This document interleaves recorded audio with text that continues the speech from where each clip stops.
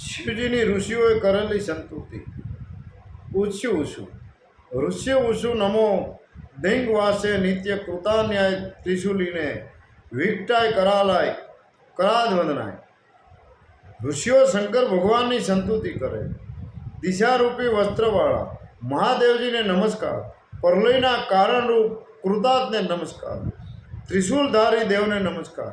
વિકટ અર્થાત સુંદરને નમસ્કાર અથવા વિશાળને નમસ્કાર. સંસાર રૂપનું સેંધન કરનાર કઠાર રૂપ દેવતાને નમસ્કાર. ભયંકર મુખના કરાલ વંદને નમસ્કાર. જેનું કોઈ રૂપ નથી અથવા રૂપરહિતને નમસ્કાર. સુંદર રૂપવાળા રૂપને નમસ્કાર. જગત રૂપને નમસ્કાર. હાથીના મસ્તકથી ગણપતિના ધડને આવૃત કરનાર કટક શંકરને નમસ્કાર. સ્વાહા કરનાર યજમાન રૂપ દેવને નમસ્કાર. જેના શરીરને સર્વ કરે છે તે સર્વ પ્રણવ દેવને નમસ્કાર. સર્વના આધારરૂપ દેવતાને નમસ્કાર. હંમેશા નીલવર્ણ અર્થાત મોરપીંછના રંગ સમા જટાજૂટને ધારણ કરનારા નીલ શિખંડને નમસ્કાર. શ્રીકંઠને વારવાર નમસ્કાર. નીલકંઠને નમસ્કાર. સીતાની ભસ્મને અંગ પર ધારણ કરનારા દેવને નમસ્કાર. હે મહાદેવ, સર્વ દેવોમાં બ્રહ્માજી છો, રુદ્રોમાં નીલલોહિત છો, સઘળા પ્રાણીઓના આપ આત્મા છો. સાંખ્યવાદીઓએ તેમને પુરુષ કહ્યા છે. પર્વતોમાં આપ મહામેરુ છો, નક્ષત્રોમાં આપ ચંદ્ર છો, ઋષિઓમાં આપ વશિષ્ઠ છો, આપ જ ઇન્દ્ર છો. સર્વ વેદોમાં આપ સામવેદરૂપ ઓમકાર છો અર્થાત વેદોના બીજ રૂપો. સર્વસમર્થ આપ વન પશુઓમાં સિંહ છો, ગ્રામ્ય પશુઓમાં વૃષભ છો. સર્વ લોકોથી આપ પૂંજાવ છો. આપના સર્વ સ્વરૂપના અમે દર્શન કરવાની ઈચ્છા ધરાવીએ છીએ. વિષાદ, લોભ, ક્રોધ તથા મદ આ કામાદિ પંચક સી રીતે સૌનું દાહક છે તે અમે જાણવા ઈચ્છીએ છીએ.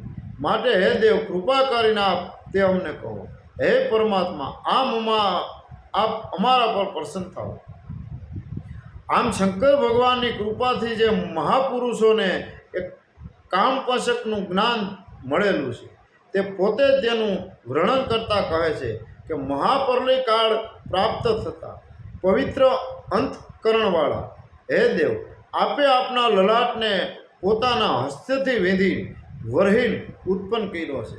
આપના લલાટથી ઉત્પન્ન થયેલા પ્રલય સમાન તે અગ્નિની જ્વાળાઓ રૂપ કામ, ક્રોધ, લોભ, મોહ અને દંભ વગેરે ઉદ્ભવો ઉત્પન્ન થયા છે ને એમનાથી બધા લોકો બધી બાજુએથી ઘેરાયેલા છે. આપના લલાટમાંથી નીકળેલા પ્રલય અગ્નિના અવયવો હોવાથી સરને અસર સઘળા પ્રાણીઓને હંમેશા બાયડા કરે છે. હે સુરેશ્વર, એ કામ આદિરૂપ અગ્નિથી અમે બળિયા કરીએ છીએ. આપ તેનાથી રક્ષણ કરો. બધા લોકોના હિત અર્થ હે શંભુ, આપ છોમરૂપ જળ શીશીને બધા પ્રાણીઓને સંતુષ્ટ કરો છો. પવિત્ર દૃષ્ટિવાળાએ ભગવાન કોટી કોટીઓમાં સહસ્ત્રોને કોટી રૂપોથી રહેલા હે દેવ, આ વખતે અમારે શું કરવું તે માટે અમને આજ્ઞા આપો. અમે આપના વચન મુજબ વર્તીશું. હે દેવાધિદેવ, આપની માયાથી રમાડો છો. આપની એવી અદ્ભુત માયા અને આપના મહિમાનો અમે અંત પામી શકતા નથી. હે દેવ, આપને નમસ્કાર, નમસ્કાર, નમસ્કાર.